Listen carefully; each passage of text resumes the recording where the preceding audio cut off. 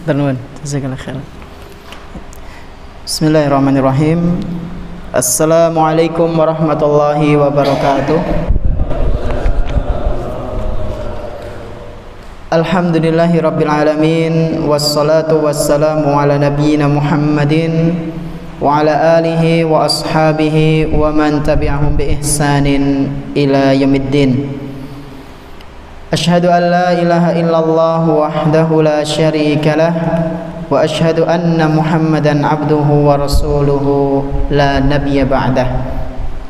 Alhamdulillah, segala puji hanya milik Allah Subhanahu wa taala, di mana Dia telah memberikan kepada kita semuanya nikmat yang begitu banyak, dan di antara kenikmatan-kenikmatan yang telah Allah Subhanahu wa taala berikan kepada kita semuanya, yaitu berupa nikmat iman, nikmat Islam, nikmat sehat, nikmat kita bisa kembali berkumpul di salah satu rumah-rumah Allah Subhanahu wa taala yang kita cintai ini. Kita berharap kepada Allah Subhanahu wa taala, semoga apa yang kita lakukan pada malam yang berbahagia kali ini bisa kita amalkan dalam kehidupan sehari-hari, serta sehingga menjadi bekal ketika berjumpa dengan Allah Subhanahu wa taala di hari akhir nanti. Allahumma amin. Tak lupa pula salawat beserta salam semoga senantiasa tercurah limpahkan kepada Nabi kita yang tercinta, Nabi Muhammad sallallahu alaihi wasallam, serta para keluarganya, para sahabatnya dan umatnya yang senantiasa mengikuti sunnah-sunnah beliau hingga hari akhir nanti. Jamaah sekalian, bapak-bapak dan ibu-ibu rahimani wa rahimakumullah, insyaallah kita akan melanjutkan pembahasan kitab Al-Arba'in An-Nawawiyah, salah satu karya tulis yang disusun oleh Al-Imam Yahya bin Syaraf An-Nawawi rahimahullahu ta'ala, dan kita masih dalam pembahasan hadis yang kepinten, hadis yang ke-15, yaitu tentang apa Pak Bu? Tentang apa? Iya, adab-adab Islam, atau bisa dengan judul lain, korelasi antara adab dan keimanan, hubungan antara adab dengan keimanan. Insya Allah pada malam yang berbahagia kali ini kita akan melanjutkan pembahasan tersebut, yaitu masuk ke beberapa faedah dari hadis yang ke-15 ini. Namun sebelum itu kita akan mendengarkan hadisnya terlebih dahulu. Tafadhal Iqra.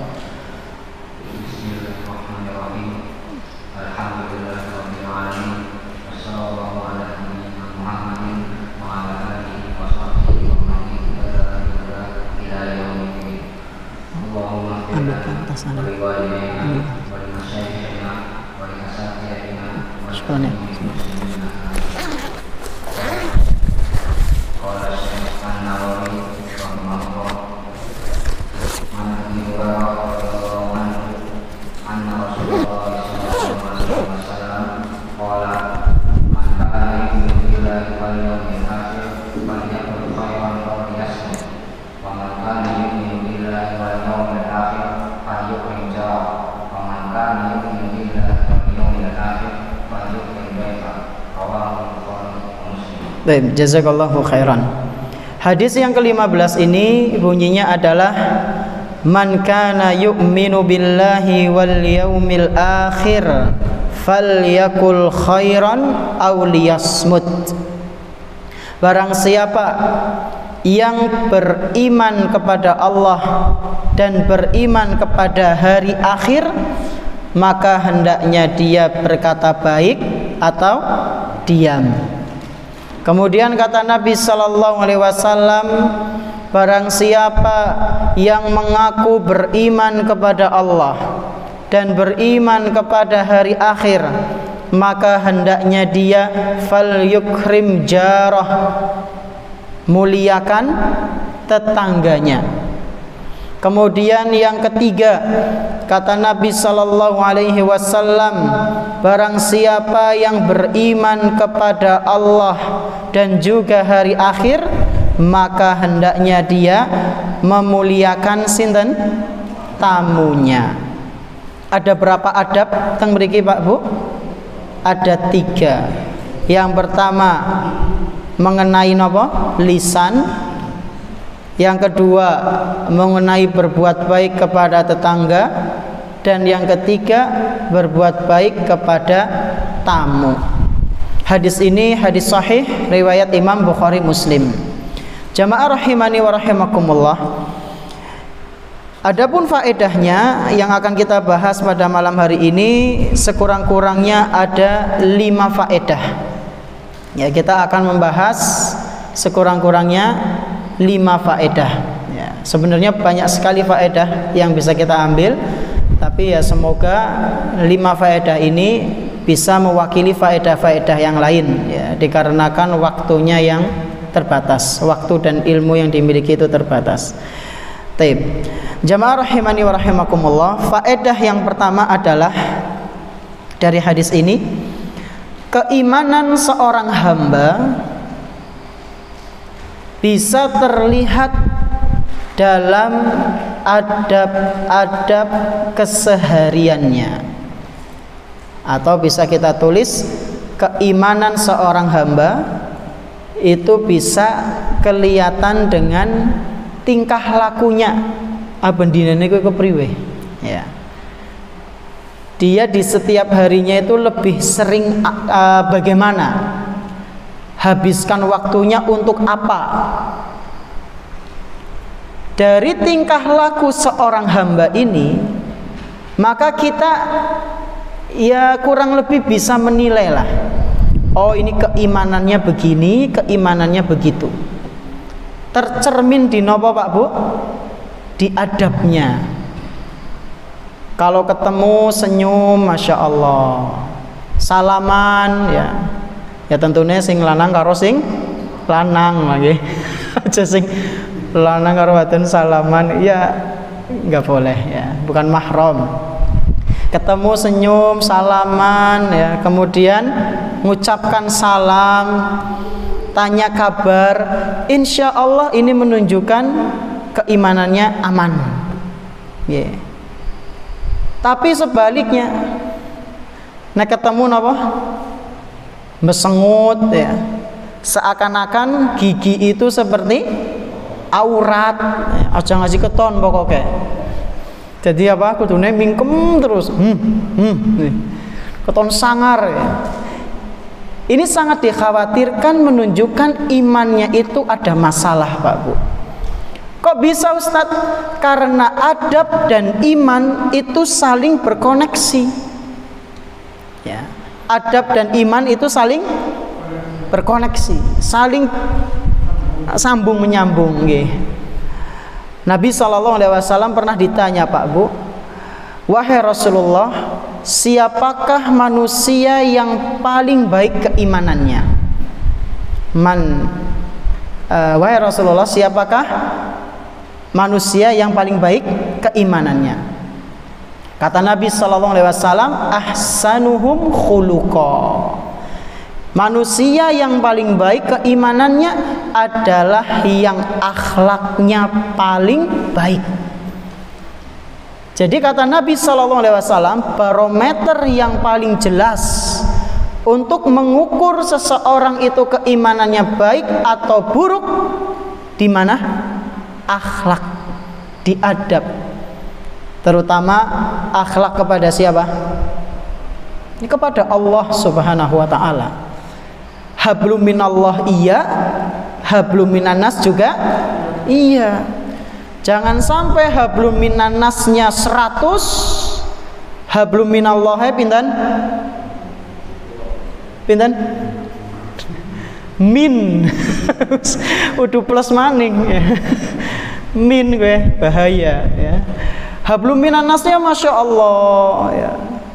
Serawung niku napa nggih? Serawung napa nggih Pak? Ya, Ya gampang kembul kados niku nggih, gampang kembul, ya gampang ngobrol, ya berayanan. Tapi Masya Allah, ketika Allah sudah memanggil hayya 'alas shalah, mengkondisi tapi sholat sih mandan mending ya. Sing kebangetan kan ngasih orang sholat gitu loh. Atau ketika sedang Ramadan nggak berpuasa ya, ini kan berarti akhlaknya buruk. Ahsanuhum khuluqa di sini, akhlak yang paling baik di antara kalian itu bukan cuma hubungan antara manusia dengan manusia, tapi yang jauh lebih penting adalah manusia dengan Allah Subhanahu wa taala. Ini faedah yang pertama. Keimanan seorang hamba bisa terlihat dalam adab kesehariannya ya. Faedah ini kita ambil dari sabda Nabi sallallahu alaihi wasallam ya. Man kana yu'minu billahi wal yaumil akhir falyakul khairan aw liyasmut. Berarti maknanya kan orang yang beriman akan terlihat dari tutur katanya. Bisa dilihat dari tutur katanya, lebih sering mengucapkan kata-kata yang buruk atau lebih sering mengucapkan kata-kata yang baik. Kemudian yang kedua, orang yang beriman itu bisa dilihat dari bagaimana dia memuliakan tamu dan tetangganya. Apakah dia sudah berbuat baik kepada tetangganya atau malah sebaliknya? Dan ketika ada tamu, apakah makanan-makanan yang di lemari itu dikeluarkan apa disimpan serapet-rapet ya. Perilaku seperti ini menandakan keimanan seseorang itu baik atau buruk. Ini faedah yang pertama. Kemudian faedah yang kedua, pelajaran yang kedua yang bisa kita ambil dari hadis ke-15 ini adalah pentingnya berpikir terlebih dahulu sebelum berkata-kata. Yang kedua apa Pak Bu? Pentingnya berpikir terlebih dahulu sebelum berkata-kata. Ya ringkasnya apa? Dipikir dulu sebelum ngomong ya. Hadis ini jamaah sekalian rahimani wa rahimakumullah menunjukkan kepada kita sudah semestinya kita itu berpikir terlebih dahulu sebelum berkata-kata. Berkata-kata di mana? Di dunia nyata apa di dunia maya? Dua-duanya. Loh, memang di dunia maya itu bisa ngomong sih. Ya bisa. Lagi kan dunia maya nih, video mau diupload. Maka beruntunglah orang-orang yang berbicara dengan sesuatu yang bermanfaat dan merugilah orang-orang yang berbicara dengan sesuatu yang tidak bermanfaat. Karena itu akan didengar ya, itu akan didengar. Makanya Pak Bu, kalau misalnya kita mau bikin konten ya, konten sih napa niki? Konten ngertos Mbah? Konten siapa Mbah? Konten apa ya? Bahasa lainnya napa nggih konten nggih?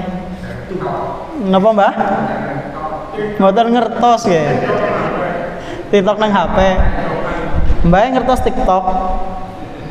Nate TikTokan apa? Pripun? Oh, mireng-mireng tok ya. Napa nggih bahasa mudah konten ya? Ya bikin video terus dikirim ke banyak orang yang ada di luar sana. Ya, nggak video. Nah, sebisa mungkin kalau kita mau bikin video-video pendek ya seperti ini direkam, maka sebisa mungkin video yang bermanfaat Pak Bu. Jangan sampai video-video yang tidak bermanfaat atau bahkan sampai ngerusak ya. Tutorial nyolong umah jam 3 ya. Kan kebangetan kayak golek dosa jariah gue ya. Tata cara bagaimana mengambil darahnya tanggane tanpa ketahuan ya.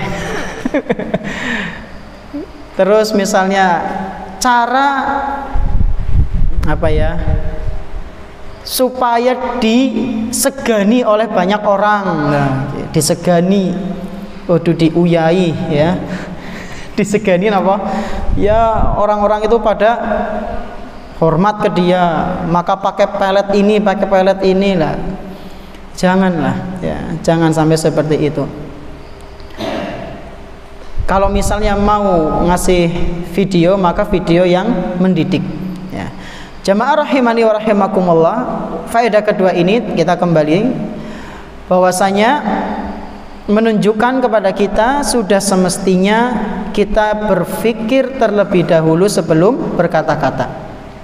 Sampai-sampai Imam Al-Bukhari rahimahullahu ta'ala itu dalam kitab sahihnya nulis bab khusus Pak Bu. Di awal kitabnya itu beliau nulis al-babu al-ilmu qabla al-qawli wal-amal ya.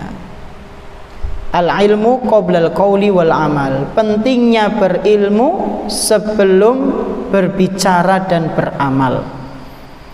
Kenapa harus berilmu?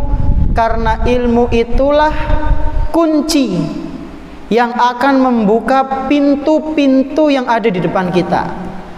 Apakah kunci itu akan membuka pintu kebaikan atau malah justru sebaliknya, membuka pintu keburukan?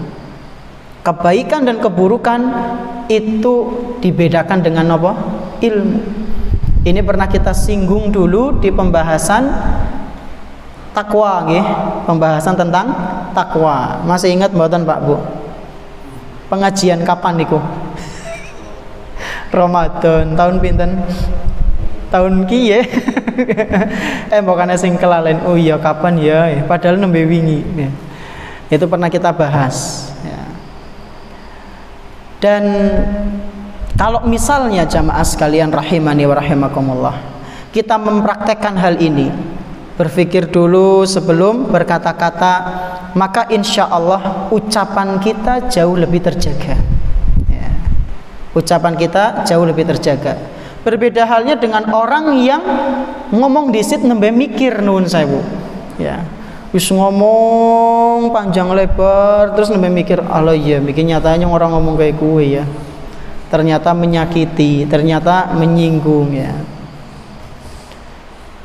Oleh karena itu betapa pentingnya kita berpikir terlebih dahulu sebelum berkata-kata.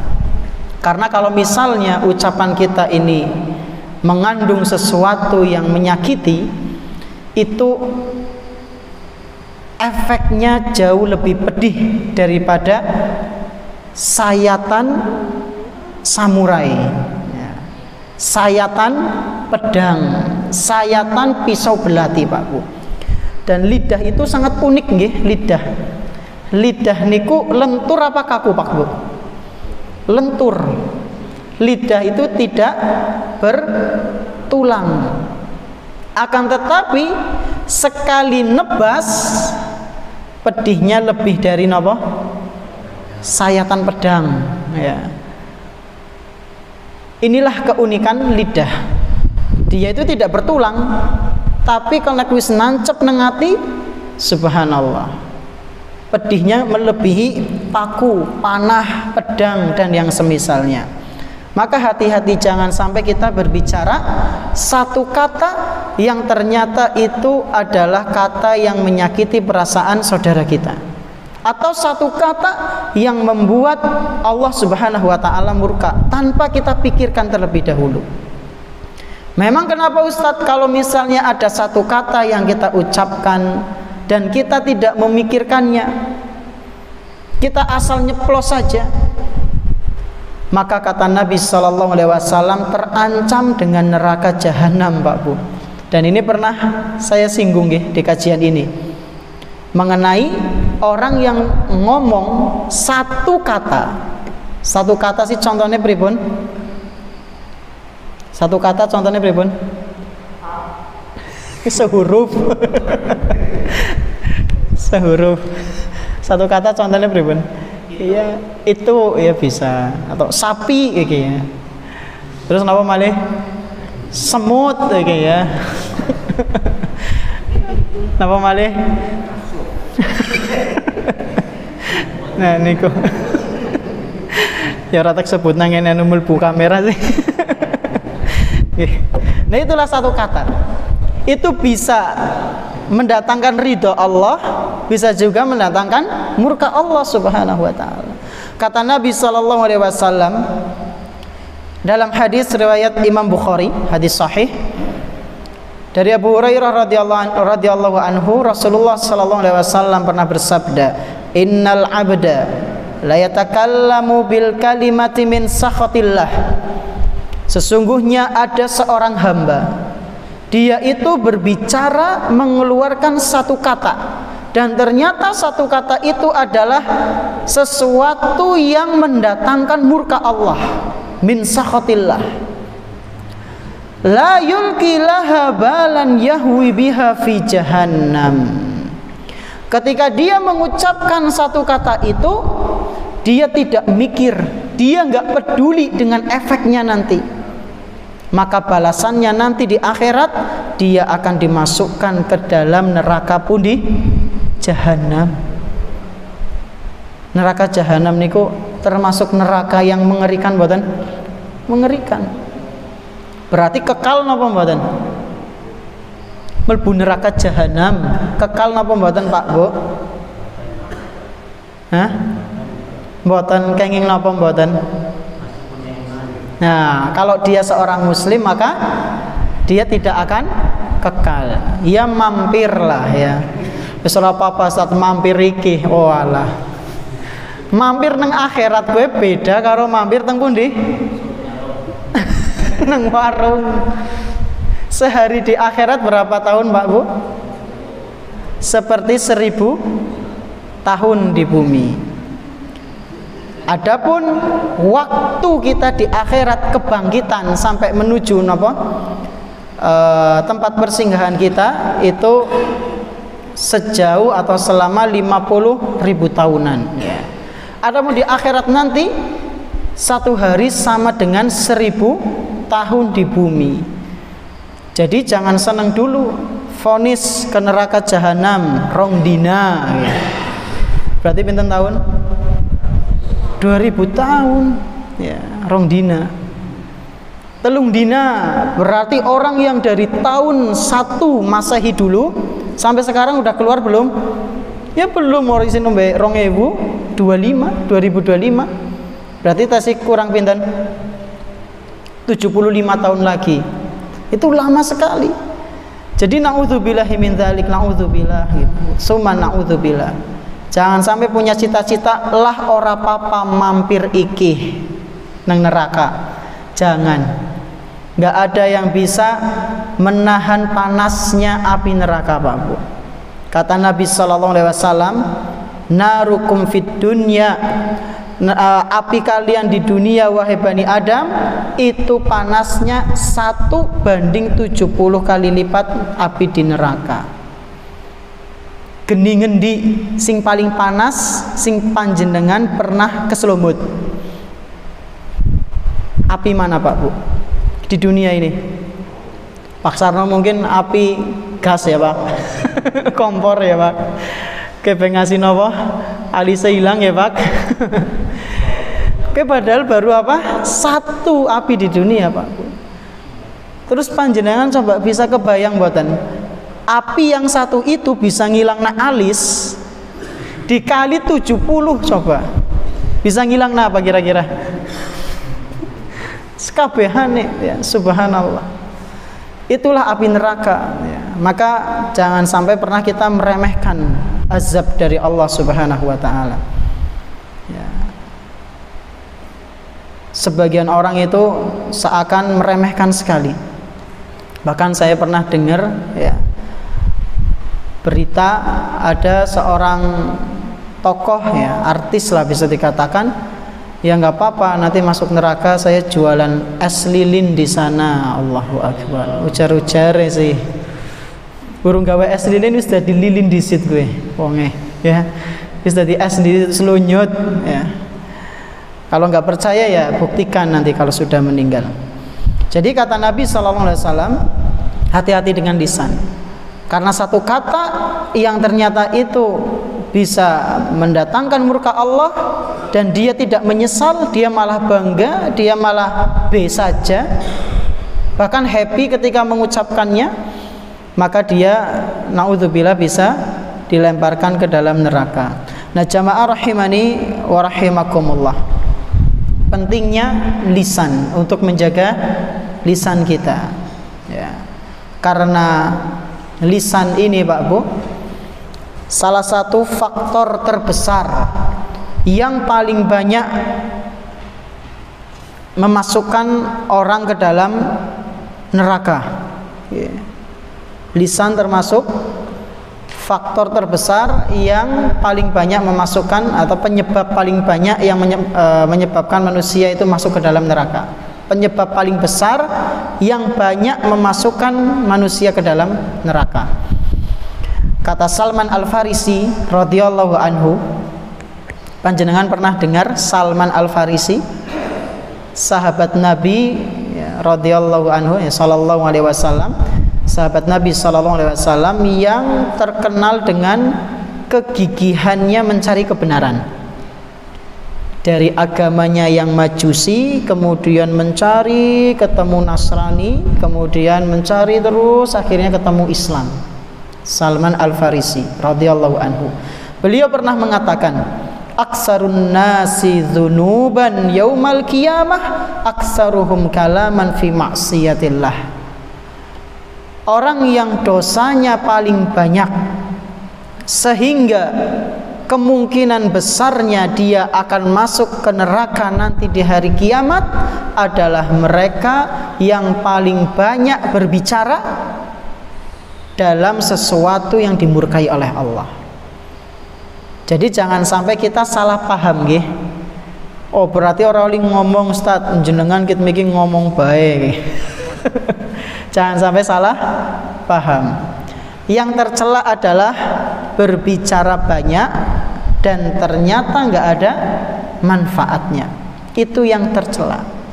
Adapun berbicara sesuatu yang bermanfaat seperti ilmu, nasihat, teguran, maka ini terpuji ya, ini terpuji, tidak terlarang.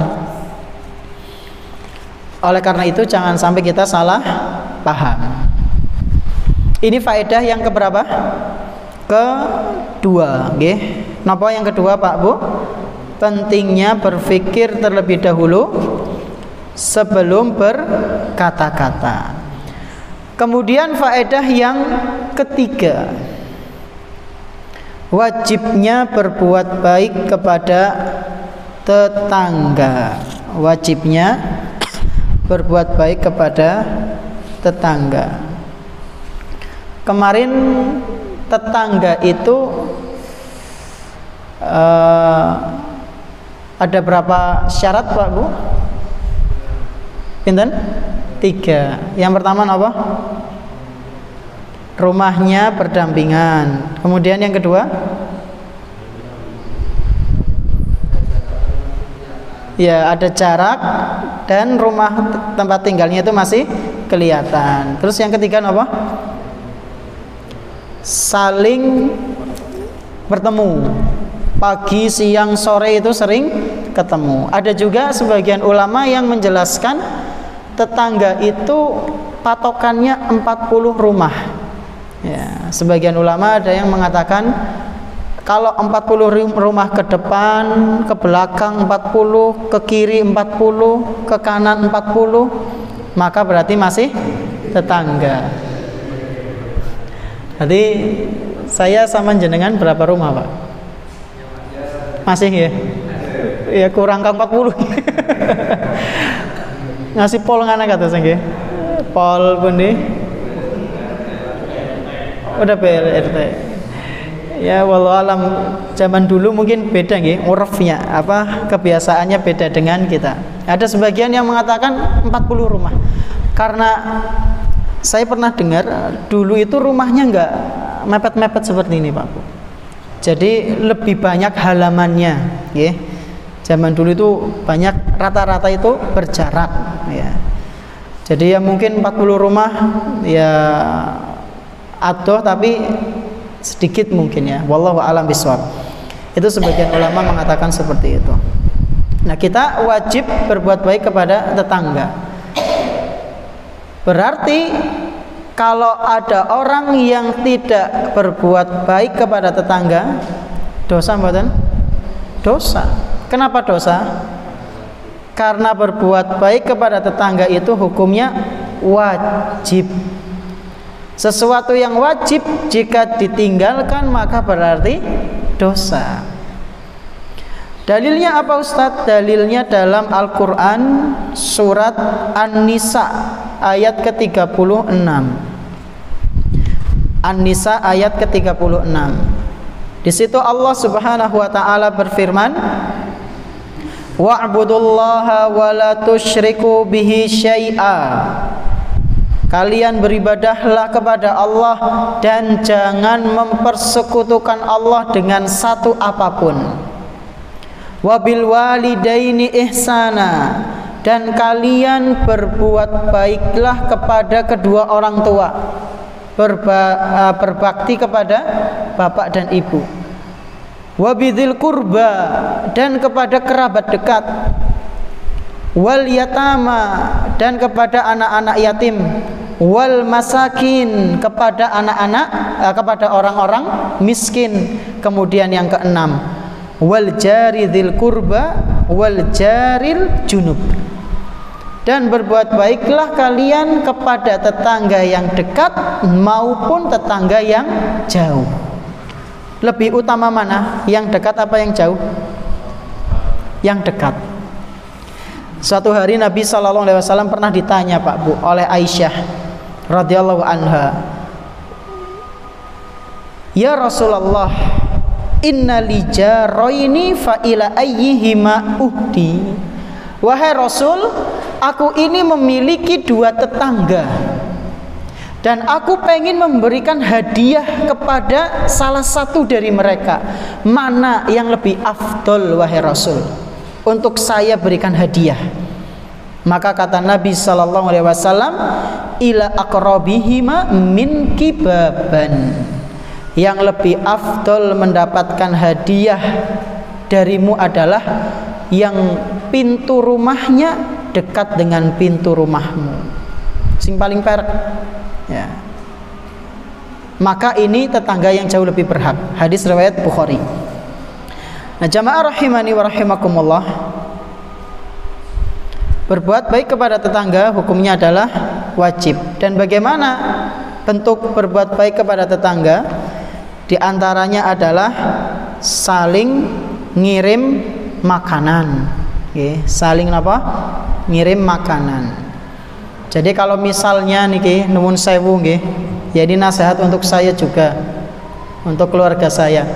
Kalau kita masak kemudian apa? Mambune enak banget ya. Biasanya sing mambune enak banget napa? Mie goreng ya. Nah, kopi biasanya ambune ngasih umah lain mboten?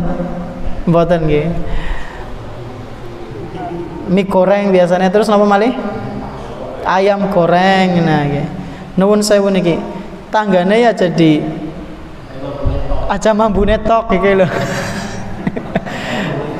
Kadang tanggane wis ngasih kode lho. Masak ayam ya iya ki enak banget ya. Wis ketok. Ngewe kabar gitu. Cuma ngasih apa? Iya kayak ayam enak banget. Jangan ya, sebisa mungkin dibagi. Kata Nabi SAW, beliau pernah berpesan kepada Abu Dzar Al-Ghifari radhiyallahu anhu, ya Abu Dzar, wahai Abu Dzar, idza tabakhta maraqatan fa aksir ma'aha wa ta'ahad jiranaka. Wahai Abu Dzar, kalau kamu masak sayur yang nopo berkuah, maka perbanyaklah kuahnya. Nggih nopo? Untuk dibagikan kepada tetangga.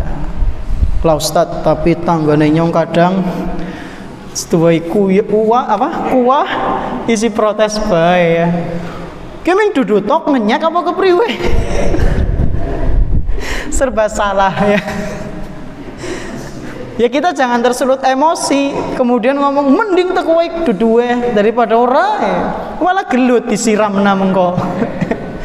Ya mungkin ini apa ya? Hadis ini bukan berarti kemudian prakteknya secara letterlek kayak gitu loh. Ya mungkin kita kasih siwiran ayame ya, atau daging kecilnya, atau apa nih? Apa cekere lah ya. Cekernya kayaknya lumayan gue. Kenapa Pak? Kenapa? Oh iya, badungnya diprotes maning ya. Ya bingung ya, sepepek-pepeknya sekalian saja lah nggih. Ya. Jadi intinya hadis ini kita ambil pentingnya kita berbagi gitu loh. Ya, walaupun kita punya sedikit ya kasih saja nggak apa-apa. Ataupun protes apa enggak ya. Ya gitu urusan dia sama Allah. Terus kalau misalnya kita udah ngasih ya serantang misalnya, ternyata rantangnya balik resik kosong ya aja ngamuk-ngamuk ya untuk ente ini jagoan bubur kacang hijaunya apa kolek walanane rantang kosong ya janganlah ya, nggak usah dibalikna bae alhamdulillah ora digadekna nggih. Ya jadi syukuri aja, yang penting kita berusaha untuk berbuat baik. Ini yang keberapa? Ketiga, wajibnya berbuat baik kepada tetangga. Kemudian tadi hadisnya riwayat Imam Muslim, Pak Bu. Hadis tadi yang Abu Dzar riwayat Imam Muslim. Adapun yang keempat, faedah yang keempat adalah wajibnya menjamu tamu. Wajibnya menjamu tamu minimal 3 hari 3 malam. Jadi kata Nabi sallallahu alaihi wasallam, "Fal yukrim dhaifahu." Yang aku beriman maka hendaknya menjamu tamunya. Nah kan bingung, ini berapa hari kita menjamu tamu? 3 hari. Berdasarkan hadis yang diriwayatkan oleh Imam Muslim dari Abu Syuraih Al-Khuzai radhiyallahu anhu, bahwasanya Rasulullah sallallahu alaihi wasallam pernah bersabda, "Ad-diyafatu salasatu ayyam wa jaizatuhu yaumun wa lailah." Menjamu tamu itu 3 hari.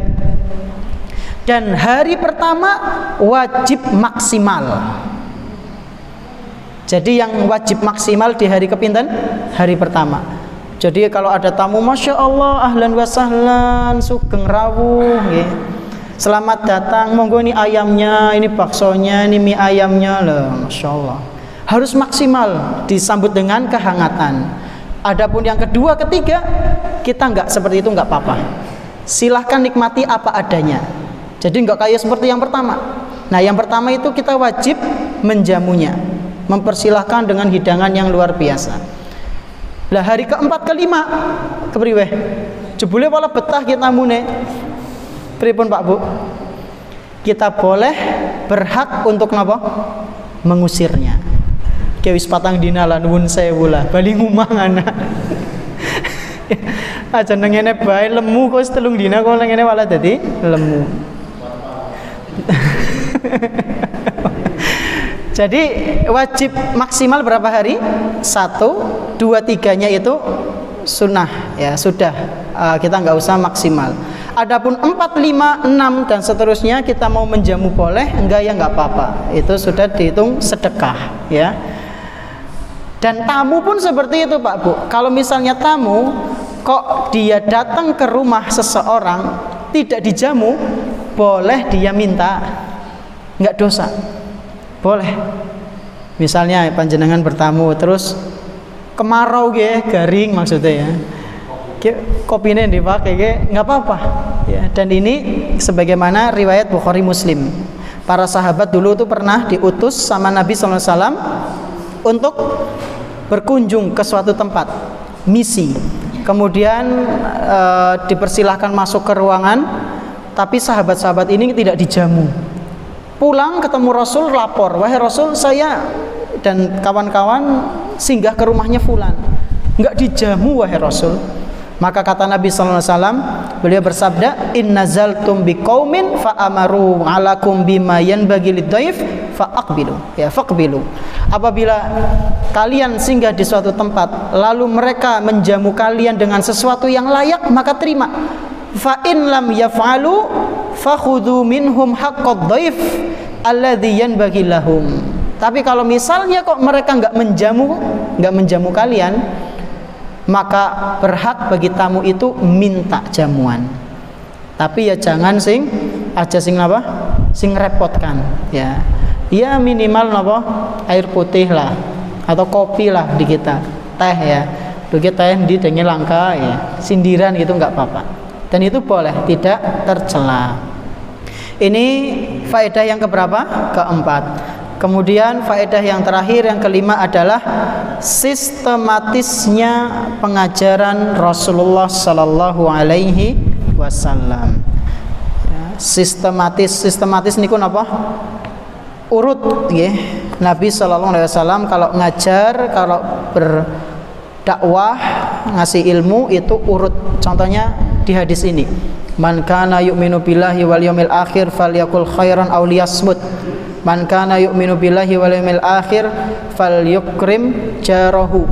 Man kana yu'minu billahi wal yawmil akhir falyukrim dhaifahu. Urut nggih, urut. Jadi tidak ngalor ngidur tapi sistematis, dan banyak hadis yang menunjukkan hal tersebut. Nah, jemaah rahimani wa rahimakumullah, itulah beberapa faedah yang bisa kita kaji pada malam hari ini. Yang pertama apa? Faedah yang pertama apa Pak Bu? Ya, keimanan seseorang bisa terlihat dari adab kesehariannya. Yang kedua, pentingnya berpikir sebelum berbicara. Yang ketiga apa? Wajibnya menjamu, memuliakan tetangga. Yang keempat, wajibnya menjamu tamu. Dan yang kelima, sistematisnya Nabi Sallallahu Alaihi Wasallam dalam mengajar. Mungkin ini yang bisa kami sampaikan. Mohon maaf atas segala kekurangannya. Terima kasih atas perhatiannya. Kita tutup dengan doa kafaratul majlis. Subhanakallahumma bihamdik, asyhadu an la ilaha illa anta, astaghfiruka wa atubu ilaik. Wassallallahu ala nabiyyina Muhammadin wa ala alihi washabihi ajma'in. Wassalamualaikum warahmatullahi wabarakatuh.